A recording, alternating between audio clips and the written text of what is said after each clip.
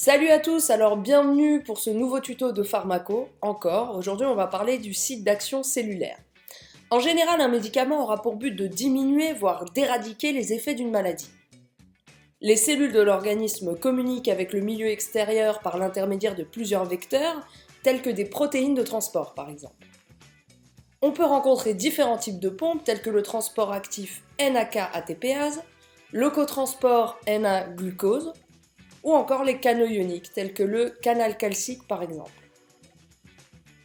Afin que chaque cellule perdure et accomplisse la fonction qui lui est impartie, cette dernière recevra des messagers chimiques responsables de communiquer l'information.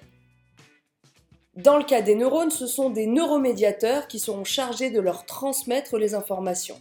Les neurones possèdent donc des récepteurs spécifiques à ces messagers.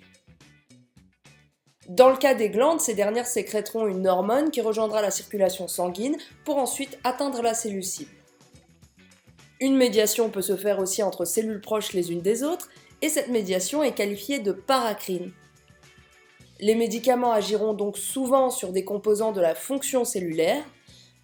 On peut donc contrôler une fonction cellulaire en altérant son activité, que ce soit au niveau des récepteurs, en faisant entrer en jeu les antagonistes et les agonistes, ou encore au niveau du métabolisme cellulaire, par exemple en bloquant l'activité d'une enzyme, telle que les inhibiteurs de la phosphodiestérase, ou en la stimulant. Ensuite, lors d'une action intracellulaire, le médicament devra pouvoir traverser la membrane plasmique. En effet, la membrane plasmique est constituée d'une double couche de phospholipides comprenant différents types de protéines, telles que des protéines de transport par exemple. Un phospholipide contient deux queues d'acide gras et un glycérol. Les deux queues d'acide gras formeront le pôle lipophile du phospholipide et le glycérol formera la tête hydrophile. Les phospholipides sont donc qualifiés d'amphiphiles, c'est-à-dire qu'ils sont à la fois lipophiles et hydrophiles.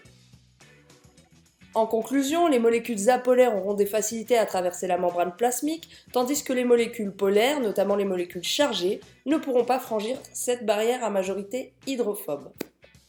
J'espère que ce tuto vous a plu comme d'hab, et si c'est le cas, n'hésitez pas à vous abonner pour de nouveaux tutos.